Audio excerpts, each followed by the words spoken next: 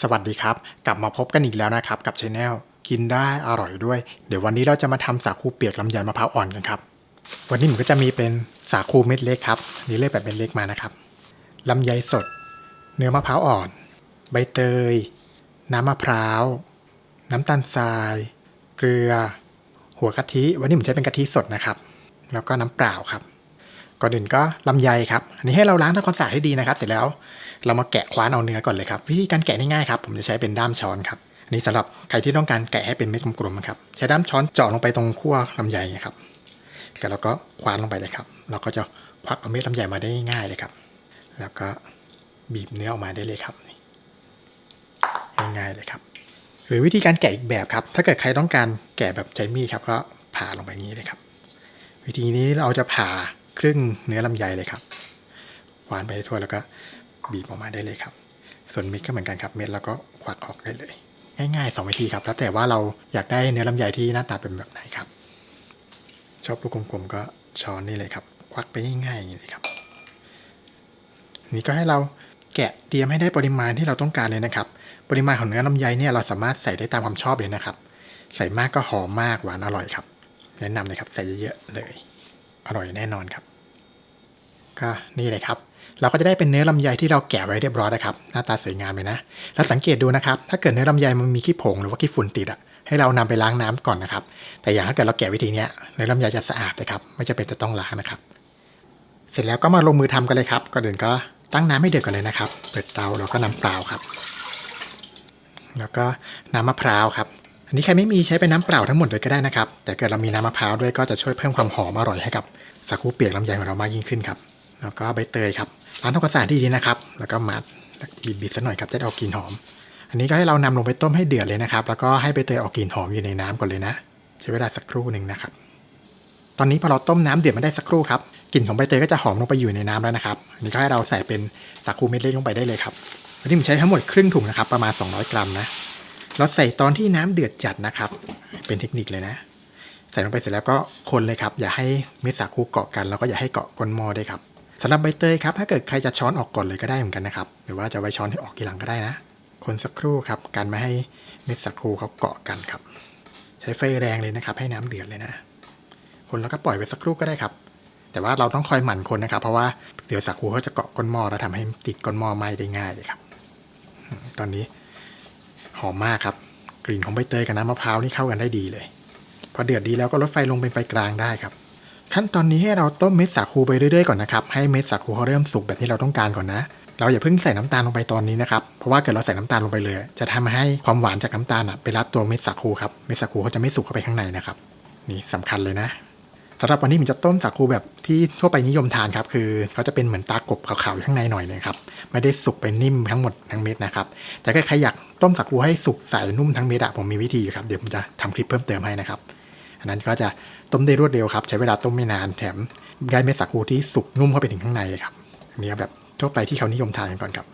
ขั้นตอนนี้ให้เราต้มไฟกลางๆนี้ไปเรื่อยๆนะครับให้น้ำเดือดอย่างเงี้ยครับแล้วก็เม็ดสาคูเขาเดือดไปเรื่อยๆครับแต่ว่าเราต้องคอยหมั่นคนด้วยนะครับการไม่ให้เขาเกาะก้นหม้อไหม้นะครับใช้เวลาสักครู่หนึ่งครับตอนนี้ผมก็ต้มเม็ดสาคูมาได้ประมาณ 3-4 นาทีครับสังเกตดูนะเม็ดสาคูก็จะเริ่มที่จะสุกขึ้นมาแล้วครับด้านนอกใสแล้วก็ด้านในยังเป็นตากบอยู่ครับเป็นขาวๆอยู่นะนี่ก็เริ่มใช้ได้แล้วครับขั้นตอนนี้ให้เราใส่เป็นลำไยลงไปได้เลยครับ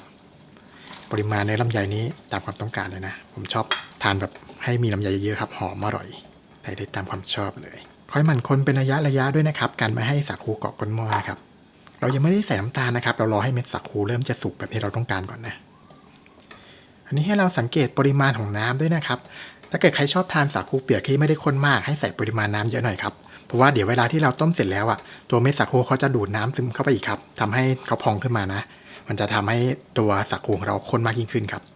บต้องเผื่อน้ำให้เยอะหน่อยครับตอนแรกนะครับพอเม็ดสาคูสุกขึ้นมาได้ประมาณนี้ครับเนี่ยสังเกตดูนะยังเป็นตากบข้างในครับขาวๆอยู่แต่ว่าเล็กลงแล้วเหลือตากบไม่มากแล้วครับเราต้องกะไว้แล้วเวลาด้วยนะครับว่าเราจะต้มให้สาคูสุกแบบขนาดไหนถ้าเกิดเราต้องการให้ใสสุกใสทั้งหมดเลยแล้วต้มมากกว่านี้หน่อยครับแต่เกิดเราอยากให้มันเป็นเหมือนเป็นตากบไตๆนิดๆครับตรงกลางแบบเวลาทานมันก็จะเด้งๆดึมๆหน่อยก็ให้เราต้มแค่นี้ก็พอแล้วครับเนี่ยพอเราใส่น้ำใยไปเดือดได้สักครู่ครับตอนนี้ผมต้มมารวมๆประมาณ 7-8 นาทีแล้วครับสาคูสุกได้ที่แล้วก็ ตามด้วยเนื้อมะพร้าวอ่อนได้เลยครับเสร็จแล้วก็ปรุงรสชาติเลยครับน้ำตาลทรายครับน้ำตาลนี่แนะนำว่าให้ทยอยใส่ลงไปก่อนนะครับเพราะว่าสาคูเปียกของเราจะได้ความหวานจากทั้งน้ำมะพร้าวแล้วก็เนื้อลำไยที่เราใส่ลงไปครับแนะนำว่าให้ใส่แล้วลองชิมดูก่อนนะครับอย่าเพิ่งใส่พรวดเดียวลงไปหมดนะเดี๋ยวหวานเกินครับแล้วก็อย่าลืมนะครับต้องรอให้เม็ดสาคูสุกแบบที่เราต้องการก่อนนะครับเนี่ยเห็นไหมสังเกตดูเหลือเป็นตากบเล็กๆก็พอแล้วครับถ้าเกิดเราต้มสุกน้อยเกินไปเดี๋ยวมันจะทานไม่อร่อยครับคนให้น้ำตาลทรายละลายดีก่อนเลยครับหอมสุดๆครับตอนนี้พอสังเกตว่าน้ำตาลละลายดีแล้วครับก็ลองชิมรสชาติดูนะครับระวังร้อนนะครับร้อนนานมาก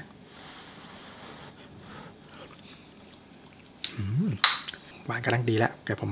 ใส่ได้หมดเลยครับเหลือนิดเดียวเดี๋ยวส่วนผสมจะลงให้ในรายละเอียดของคลิปนะครับก็ลองเข้าไปดูได้เลยครับเม็ดสาคูก็นุ่มหนึบดีมากครับเนี่ยแล้วก็เคล็ดลับอีกอย่างครับคุณยายจะบอกไว้เลยครับว่าเวลาทำขนมไทยครับให้เราใส่เกลือลงไปด้วยเล็กน้อยครับช่วยทำให้ขนมเราอร่อยมากยิ่งขึ้นเลยครับอันนี้เทคนิคมาจากคุณยายเลยนะอย่าลืมคนด้วยนะครับว่าสาคูข้นแล้วจะเกาะก้นหม้อได้ง่ายนะครับตอนนี้คนให้เกลือน้ำตาลทรายละลายดีครับแล้วก็สาคูกลับมาเดือดอีกครั้งนึงครับพอเดือดทั่วได้ที่ก็ใช้ได้แล้วครับปิดเตาได้เลยครับนี่เลยเราก็จะได้เป็นสาคูเปียกลำไยมะพร้าวอ่อนที่เม็ดสาคูสุกกำลังดีครับอันนี้นี่เดี๋ยวเราปล่อยพักไว้สักครู่นะครับเม็ดสาคูเขาจะใสขึ้นแล้วก็จะนุ่มขึ้นพอดีครับแล้วก็จะความข้นก็จะมาเลยครับตอนนี้จะดูแบบเร็วๆนิดนึงครับเพราะว่ายังร้อนอยู่เดี๋ยวเราต้องพักสักครู่ครับให้เขาอุ่นๆนะจะทานอร่อยมากหอมมากๆครับลำไยเน้นๆเลยครับนี่ก็พักรอไว้ก่อนครับเดี๋ยวระหว่างนี้เราไปเตรียมในส่วนของกะทิสำหรับราดหน้ากันต่อเลยครับแล้วก็กะทิสำหรับราดหน้าครับวันนี้ผมใช้เป็นกะทิสดครับที่แช่เย็นนะก็จะมีก้อนอยู่ครับเทใส่หม้อลงไปได้เลยครับเปิดเตาได้เลยนะกะทิที่เรานำมาใช้ครับถ้าเกิดใช้เป็นกะทิสดแนะนำว่าให้เราบอกที่ร้านเลยนะครับว่าซื้อเป็นกะทิขาวครับคือเขาจะใช้เป็นมะพร้าวที่ขูดเอากราออกไปครับให้เหลือแต่สีขาวเลยนะอันนี้จะเหมาะสำหรับนำมาทำขนมครับก็จะไม่มีกลิ่นของเปลือกกะลานะเสร็จแล้วครับให้เราเติมเป็นเกลือลงไปครับเกลือนี่เราใส่ไปพอประมาณพอนะครับจะปรุงให้ตัวกะทิราดหน้าตัวนี้ออกรสเค็มแต่ว่าไม่ได้เค็มจัดนะครับเพราะว่าเกิดเราทำตัวกะทิราดหน้าเค็มมากเกินไปจะทำให้เวลาที่เรานำไปราดกับขนมเราจะใส่กะทิได้น้อยครับก็จะขาดความหอมมันไปนะครับแต่ว่าเกิดไม่มีเค็มเลยก็ไม่อร่อยครับต้องให้มีเค็มปลาแรมนะ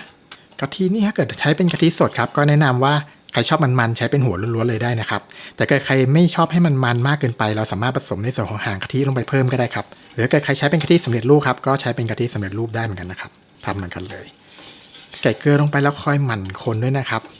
เราคนเพื่อไม่ให้กะทิแตกมันครับใช้ไฟกลางๆพอนะถ้าเกิดกะทิสดครับเราก็ต้องต้มให้กะทิร้อนจนเกือบเดือดเลยนะครับแต่ว่าอย่าให้เดือดนะเพราะว่าเกิดกะทิเดือดจะแตกมันครับ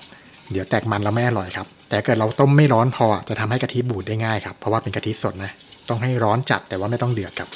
คอยคนไปเรื่อยๆครับใช้เวลาครู่เดียวครับตอนนี้พอสังเกตว่าเกลือละลายหมดดีแล้วก็ลองชิมรสชาติดูนะครับว่าเค็มแบบที่เราต้องการหรือยังโอเคเลย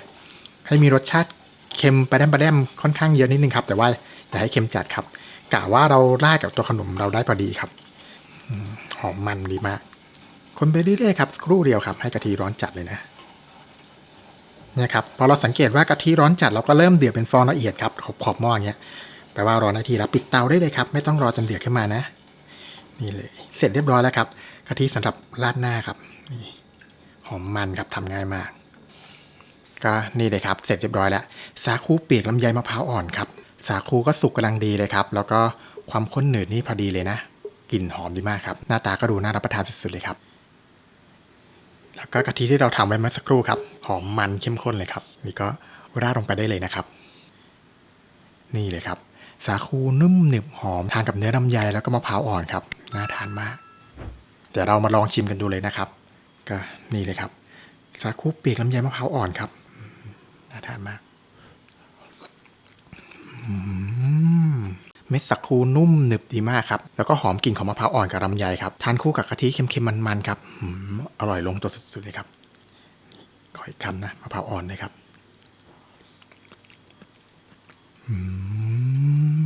สุดยอดเลยครับก็ลองนำไปทำตามกันดูนะครับเป็นอีกหนึ่งเมนูขนมไทยที่ทำได้ง่ายแล้วก็หอมอร่อยมากๆครับขอบคุณที่ติดตามรับชมนะครับถ้าเกิดชอบก็อย่าลืมกดไลค์กดแชร์กด Subscribe แล้วก็อย่าลืมกดกระดิ่งไว้ด้วยนะจะได้ไม่พลาดคลิปใหม่ๆของเราสำหรับวันนี้เดี๋ยวผมขอตัวไปก่อนไว้เจอกันคลิปหน้าสวัสดีครับ